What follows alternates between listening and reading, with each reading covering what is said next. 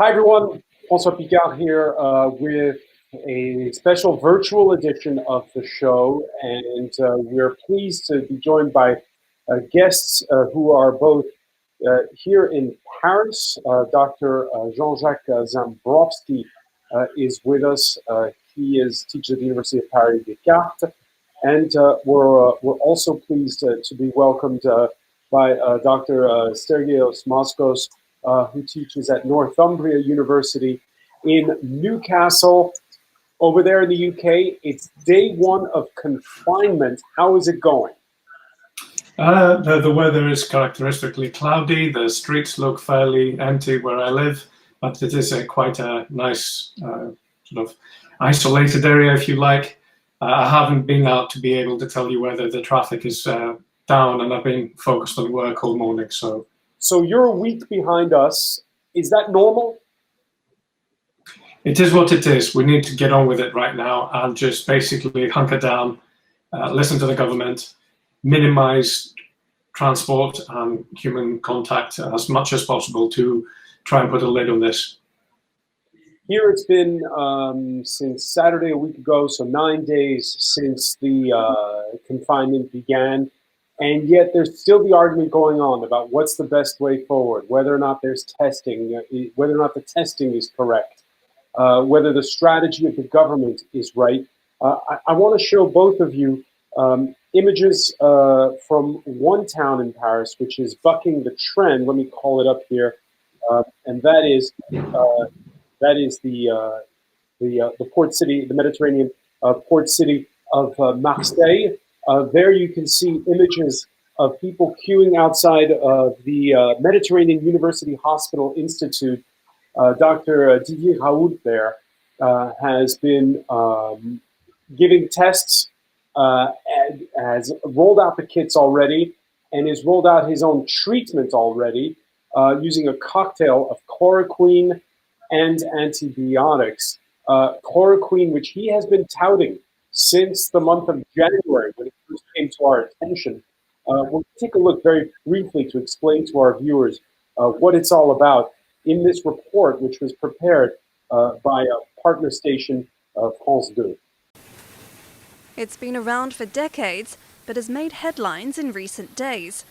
Chloroquine, normally used to treat malaria, is being touted by some as a possible treatment for COVID-19.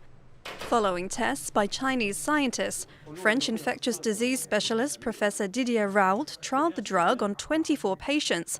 After 6 days of treatment, the virus disappeared in 75% of the patients who received the drug and 10% of those who did not. But it's still insufficient evidence for the World Health Organization and other scientists.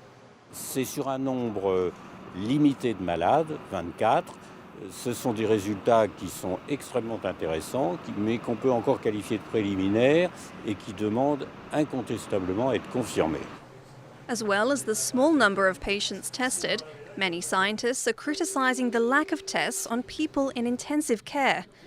In an attempt to learn more about drugs that can be used to treat COVID-19, the French health minister has launched a clinical trial, testing 4 experimental treatments, including hydroxychloroquine. The trial, named Discovery, will be carried out in 8 countries on more than 3,200 patients. Ça va prendre quelques jours, quelques semaines.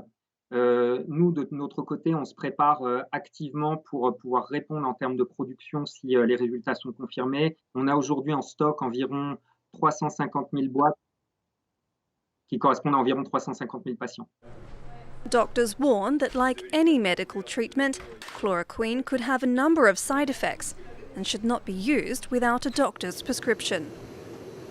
Okay, so there you have that report. Let me begin with you, Dr. Zambrowski. Your reaction to what they're doing in Marseille. 2 things. First of all, the drug used in Marseille is not chloroquine, the one used against malaria, as a prevention disease nowadays, because as a treatment of malaria, there are many chloroquine-resistant areas in Africa. But the one which is used in Marseille is hydroxychloroquine, which is a derivative which is used for the lupus and for rheumatoid arthritis. So it's something very similar, but not exactly the same. And he has, as your report said, 24 patients in an experiment in order to verify in France the results that have been shown by Chinese team, and he associate, as it was said, this was an antibiotic, azithromycin. What he says is that, on the contrary of what some people are saying here, it ought to be treated, administered in the very earliest days of the contamination, not at the end when there is nothing else to do. But the only good news is that in order to make sure that this is something which can be extended to a vast number of people, an European experiment on 3,200 patients has started, including 800 here in France, but some other in the UK, in Germany, etc., called Discovery. And it will be less than a week, or about 1 week, before we know if it works or not, and not in the last stage of the disease, but at the early stage of the disease, where for many years, Professor Raoult, who is a world-known and renowned scientist, has shown that chloroquine happened to have some antiviral activity. Now, of course, those people who take it when they have no symptom are just stupid, because there are other people missing the drug. And as you have seen, one of the images in your report was Mr. Boggio, who is the president of the French subsidiary of the French company Sanofi. And he said that he had enough drug ready to be delivered to treat 300,000 people. So there is no anxiety. And of course, the best thing to do would be to wait a little bit until the results are confirmed. Now, let's hold on 1 second, Dr. Zambrowski. First of all, because I want to get back to that last point you made, but first I want to stress something that you said, which is the team of Dr. Raoult in Marseille says this cocktail using chloroquine is only effective in the early stages. Yet we heard the health minister on Monday state the opposite, that it can only be used clinically in the later stages. Why the disparity between what's being said in Paris and what's being said in Marseille? As you know, the French Minister of Health is a hospital physician, and he knows very well the scientific story. The scientific story is the report preliminary result brought by Didier Raoult in Marseille, cannot be extended because the statistical analysis cannot be done on such a little number of patients. And therefore, the only legal and responsible way to give a drug which cannot be officially approved whatsoever by any authority around the world, not only in France, but same in the UK, by the FDA in the United States and so on, would have to have statistics that can be interpreted normally. And this Dr. Raoult says that if you give it to people who are in the later stages of coronavirus, it's ineffective, it's useless. So why bother? Because for the moment, until the drug can be approved, the last thing you can do, the only thing you can do is what we call compassionate use, which is something which cannot cause any harm to the patient and could possibly do something. Everyone trusts Professor Raoult. Everyone, including the French Minister of Health, knows that he's a world-renowned scientist. Everyone knows that despite of his haircut, which somebody might not like, he is a very, very, very serious scientist. He has been insisting on those measures, not only for this virus, but for some other H1N1 for a couple of years ago. And of course, the only thing that wasn't done was to conduct such a large-scale experiment some times ago. But now it has started. And in a couple of days, we will know. Until now, it cannot be approved by any authority. And the responsibility would be so important that the Minister of Health just said what he could say. He knows exactly what are in the file. He has read, and some experts around him who belongs to the expert committee that President Macron has gathered some days ago. They all know very well about the study. They know the benefits, and they know what are the limits of this very, very limited study. No one would accept a drug which has been only experimented on 24 patients without any comparison being possible between the patients and so on. It's a single blind. No, there are too many risk of the result being not that evident that no authority can allow it. And this is why the only situation when it can be permitted is the situation when, unfortunately, things are about to terminate. And if it can help, why not? But the probability that chloroquine could be of any use in the very late stage is not that believable. However, why not? But you could also. So hold on. Let me bring in Dr. Moschos on this. Yeah, Dr. Raoult says it's useless in the later stages. It's for the early stages. Your reaction to this medical argument we're having here in France? So I want to touch on a few points that were raised by Dr. Zambrowski. First of all, the crucial point between hydroxychloroquine and chloroquine. We know from the pharmaceutical industry for many decades of research on how to slightly change molecules, that even tiny changes in a molecule can have a massive effect on its direct effects on what we're trying to treat and indirect effects. So trying to compare one drug to another drug, even if 50% of the name, so to speak, sounds the same, is not really particularly well advised. Second of all, with regards to past experience with antivirals, we know that most antivirals tend to be efficacious in protecting the population or protecting animals, protecting humans, or when they're administered very early, the first 3 days of the infectious disease cycle. And in fact, what we know from the coronavirus population studies is that most people will seek medical attention about a week into their symptomatology. So by that time point, any kind of sort of so-called broad spectrum antiviral will have practically lost its activity. So I support the argument that, yeah, okay, this is an approved medication for other conditions, and clinicians have the permission to do what's known as off-label white use for, for the purposes of just trying it to see if something happens. Yeah, but it's not really a very good idea. Not very good idea. No. He's been, the question, why not throw the kitchen sink at this problem? Because you may accidentally kill the patient, okay? And I want to be very explicit about this. We have, for example, other medications that are off patent, they are generics, they're cheap as chips, but we know that they, for example, make heart disease worse if you give them. So if you were to give a drug that may have some antiviral activity on a patient which probably has heart disease because they're over 60 years of age, you might accidentally kill them. Obviously, none of the clinicians, none of the nurses want to do that. But in desperation, we tend to lose our objectivity. We go for what we think is the best. And it's really critical to remain objective about this. Dr. Raoult says that so far that he's had 0 deaths. I do agree with what has just been said.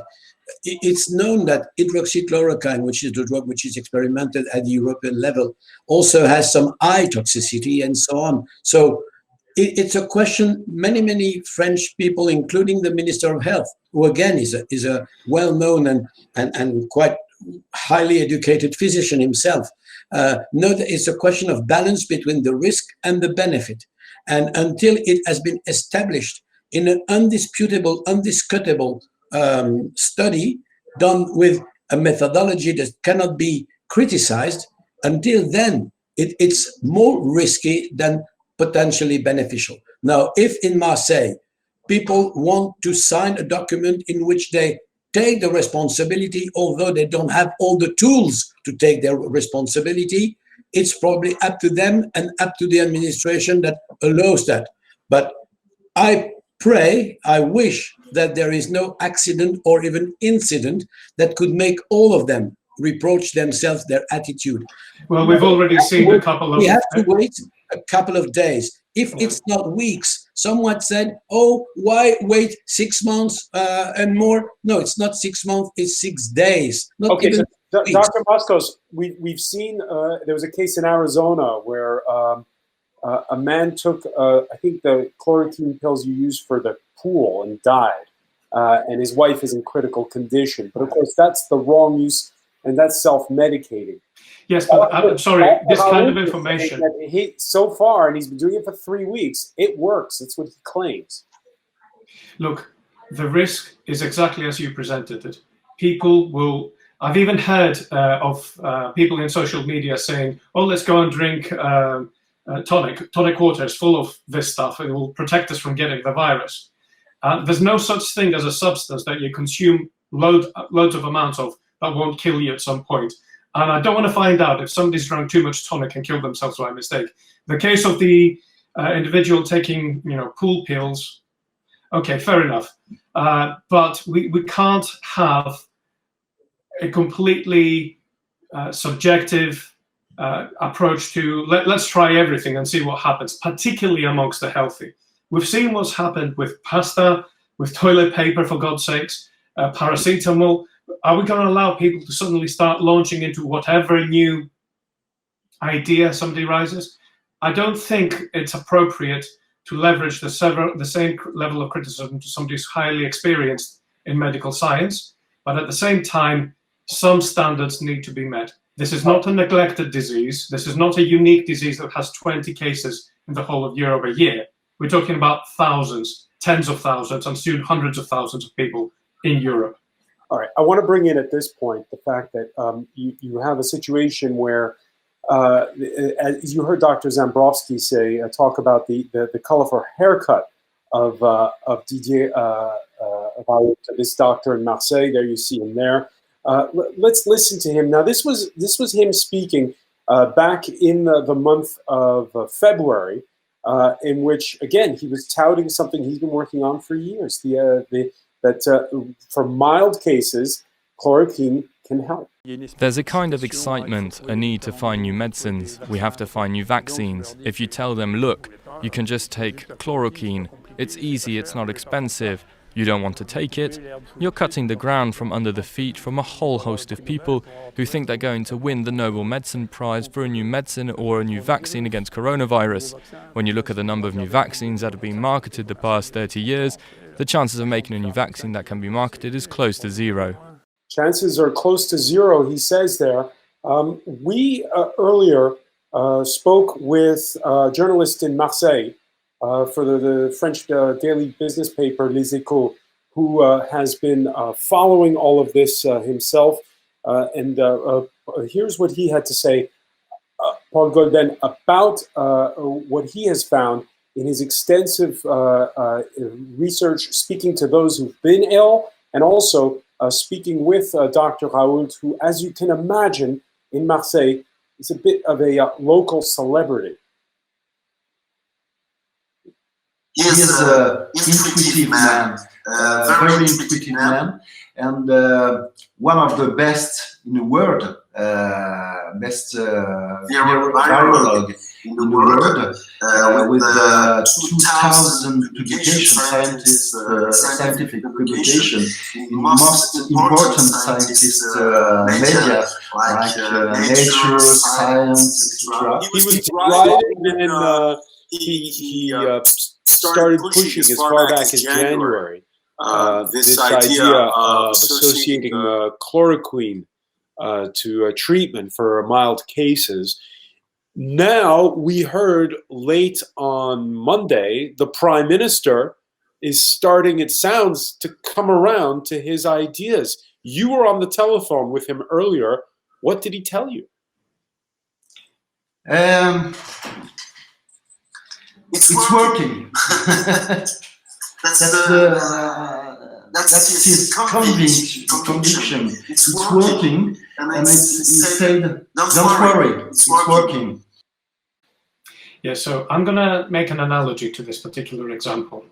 I've publicly stated that I'm working on trying to solve the diagnostic problem with regards to the false negative rates that the nasal swabs, which is the golden standard right now, for coronavirus testing.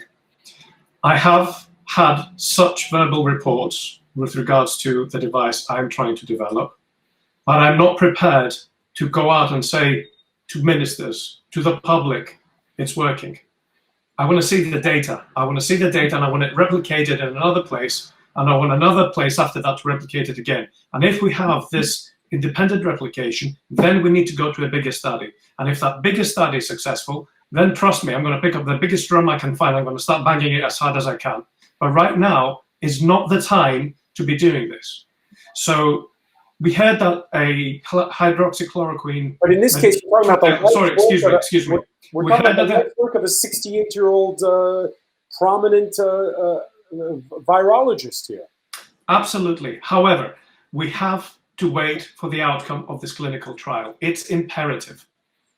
Otherwise, we're succumbing to bias, and all of us, including myself, are subject to wanting to confirm our own ideas and our own hopes and aspirations. I'm not saying that this is what's happening in this case. However, we have a method for testing these things, and we need to follow this practice. There is no exception to that rule, even if it can be dramatic for a few patients that might have had the drug if it was already available, if the results are positive.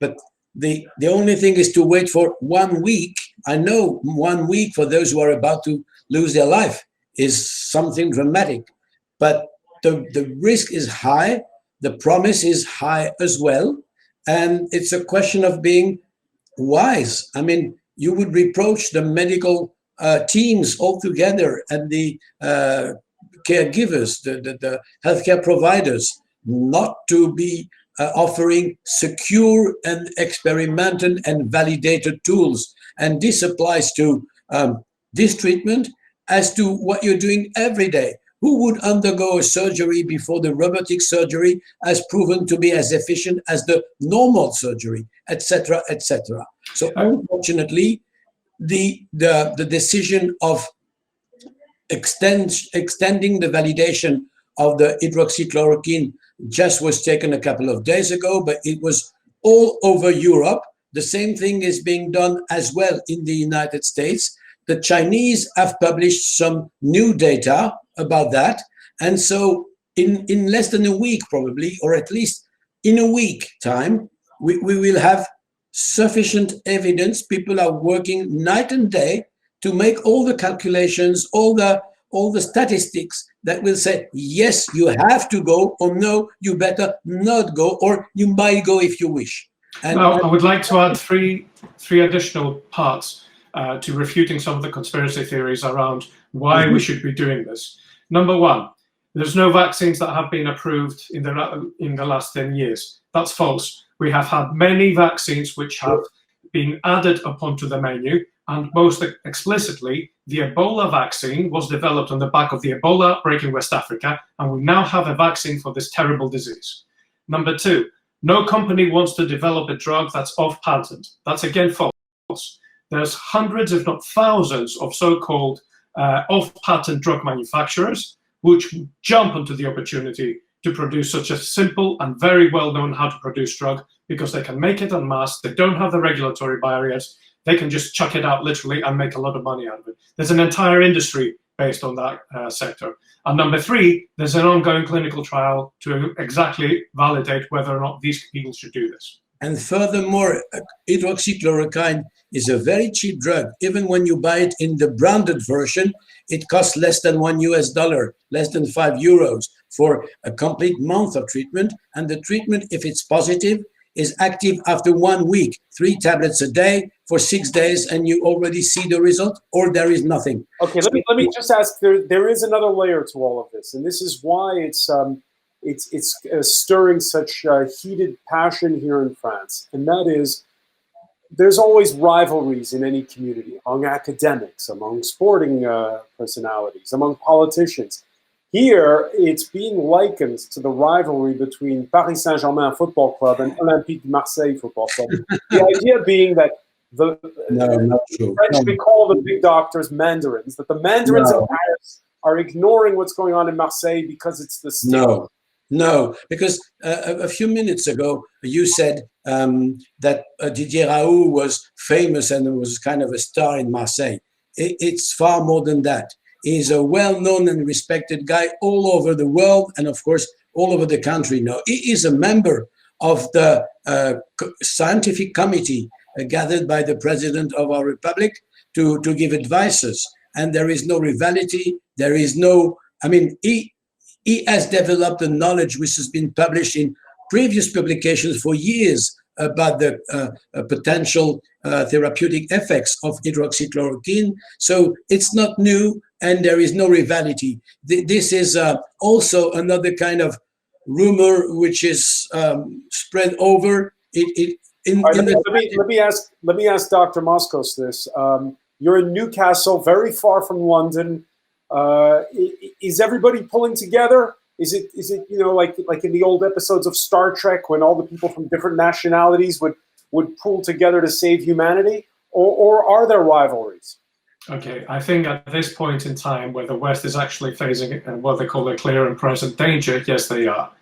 Up until now, where people were not expecting this to blow up to this scale, I have personally experienced what I call scientific chauvinism directly against me, but also we have observed that with regards to between countries. So for example, here in the UK, we are guilty of ignoring the Italian experience, ignoring the Chinese experience, and I will repeat the words of one of the leading clinicians who looked after their patients when we had the Brighton outbreak, and they said, well, in our hands, this is what we observed. And I asked them explicitly, I'm sorry, you've only treated 9 patients. How could you possibly compare that number to the 20,000 at that time that have been treated in China? And the response was, well, we have a very different healthcare system. Now that exists. That is a fact.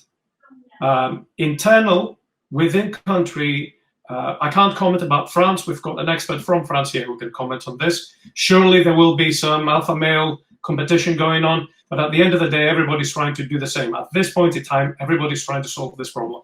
All right, there's a corollary, because I know your time is precious, and I want to let you both get back to work. We really appreciate you speaking with us. The corollary to Dr. Raoult's clinical trial is testing.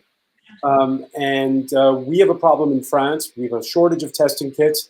I personally ran a little bit of a fever at the start of last week, no other symptoms. My personal doctor said I have no kits. I have no way of knowing. To this day, I don't know whether or not I'm positive or negative for the coronavirus. And there's many around me that are in the same boat. Okay, so we are thinking about that. The authorities are thinking about that. This morning, there are two kinds of testing. One is called the PCR, and the other one is related to your immunity system, IgM and IgG. Now, the tests we have for the moment in France in a large number, enough for those who have the situation, is the PCR system. This we have even in private labs throughout the country. We are in the process of buying from different providers all over the world, including French manufacturers, tests like the pregnancy test who are devoted to the immunity system, IgM and IgG. And those tests about serology will be available in a short period, very couple of days. It takes only 3 or 4 days to have them manufactured, tested, validated, and distributed. So the situation you are experimenting was certainly due to a lack of taking some decision maybe in the appropriate moment.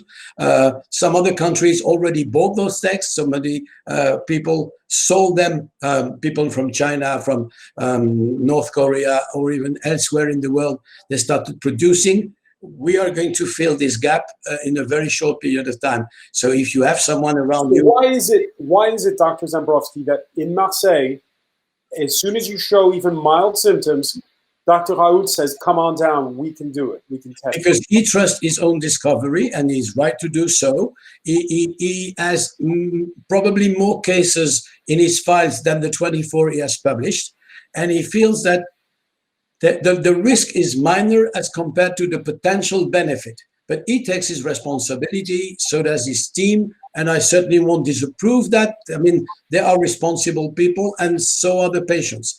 But at the national level, as a national policy, as a national regulation, you cannot do it the same way. Can I just ask a couple of questions, Dr. Zambrowski? First of all, I understand the logistical problem of trying to screen as many people at the national level as possible when the reagents are running low on a global scale. So that's not refuted. But can I ask you, because it sounds like you've got sight to the lateral flow test device qualification data, how early in the infection cycle can we detect somebody with positive for coronavirus 19 versus RT-PCR? You mean with IgM, IgG kits? Correct. You can do it very, very early. And if I have your address, which I found on the internet probably, I can send you the publication which refers to the interest of both type of testing together and the time curves, how they interfere and how they complete one another. No, I appreciate that they complete one another. But in my experience in the world of diagnostics, and I've been following this field for years, you cannot rely in the acute phase, and we're talking the first week of symptoms, on seroconversion, these serology tests. You're right, you definitely cannot. And this is why taking some cells in the nose or in the throat are undisputable. You're right. Okay. The question is, because everybody's asking now, we're seeing one country that seems to have gotten it right, and they're being cautious about it, but that's South Korea. French President Emmanuel Macron, among the world leaders, has been on the phone with Moon Jae-in to find out how they did it over there. I know that in South Korea, they were spooked in 2015 by the MERS outbreak over there. So they were more prepared when the emergency happened. Nonetheless, is it too late to adopt the South Korean model here, or is it confinement for the duration? It's confinement, even a strict confinement. The problem here is that some people want to, play with the police or the regulation just to show that they're independent and that they have no fear of anything, which is most stupid and even dramatic, but they're running risk for themselves and risk for the population all over. But the only potential efficient way is confinement. And today, as you have heard and as you have shown on France 24, the Wuhan, the city of Wuhan started removing again, and the barriers around will be open next Monday, a couple of days, maybe tomorrow or something like that. So this is the evidence, this provides the evidence that confinement is the method, apart from the treatment of those who have the disease with one drug or another, with one treatment or another, according to the stage. Now, for example, let me point something. You were asking about how people are jealous one from the other, from north to south of France, or from Northumbria University and London University.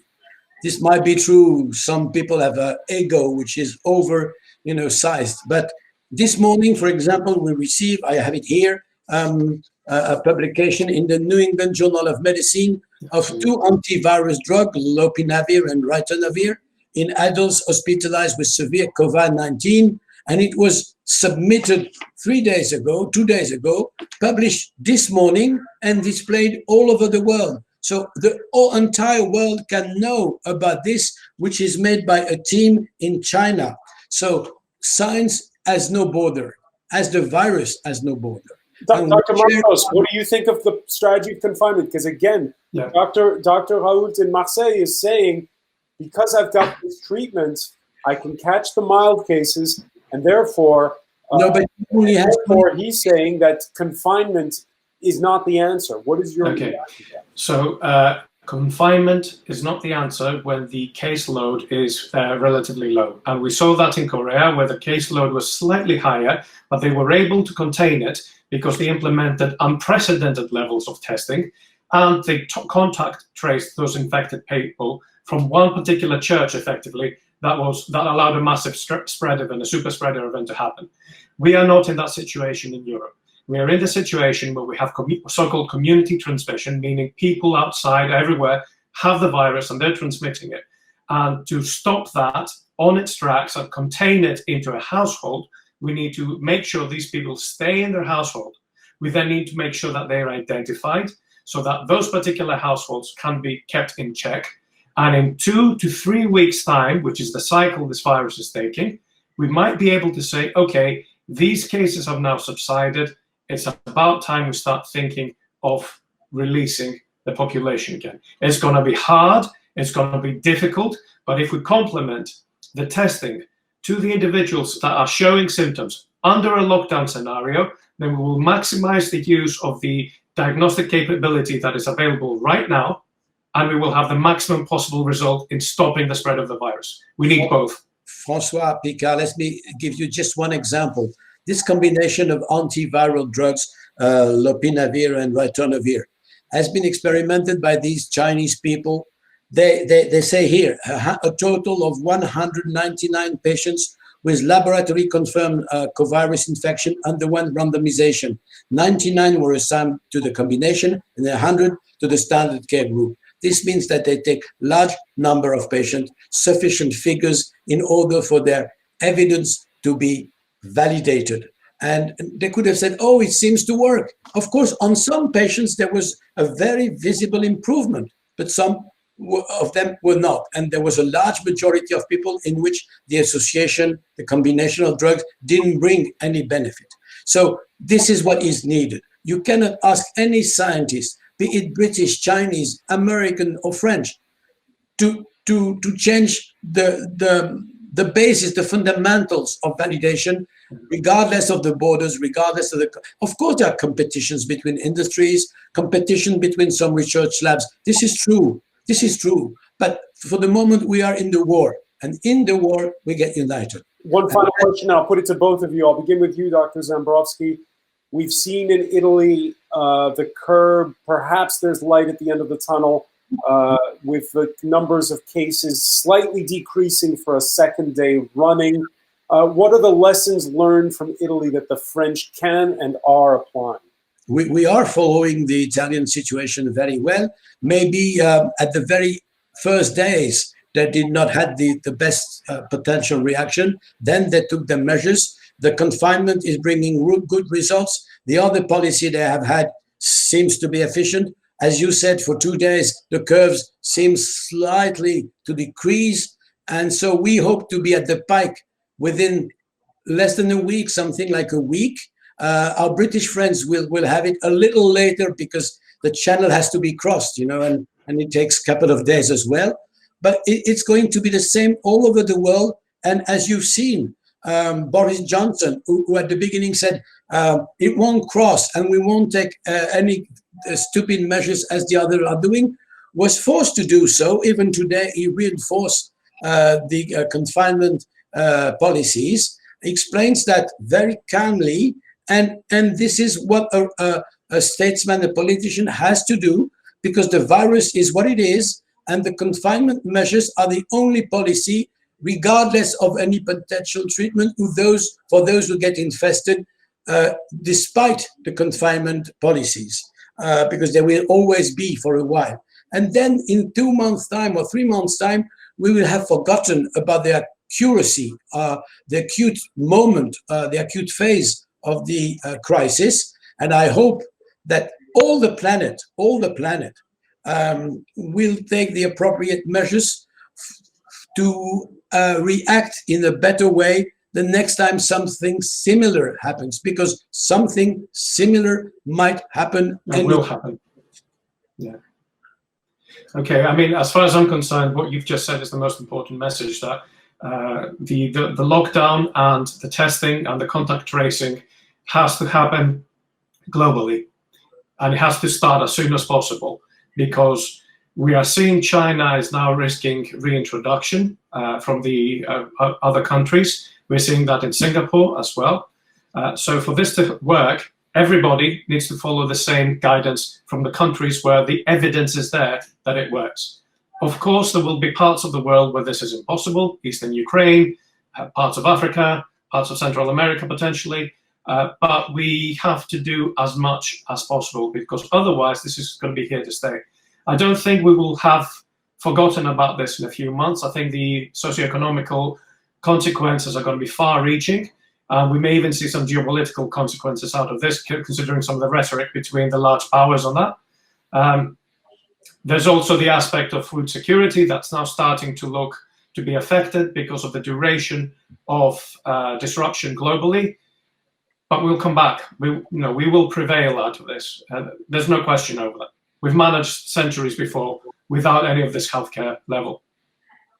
All right. I want to thank both of you for taking the time out to speak with our viewers. A very important conversation. We'll be checking back in with you throughout. Again, well, both of you keep some in the tank because we really need, and I know it's been particularly tough here in France for our healthcare professionals, but with the death of 2 doctors in the last 24 hours, I know that all the healthcare staff are burning the candle at both ends. And we can't thank you enough. Thanks again for joining us. Thanks for inviting us. Thank you very much.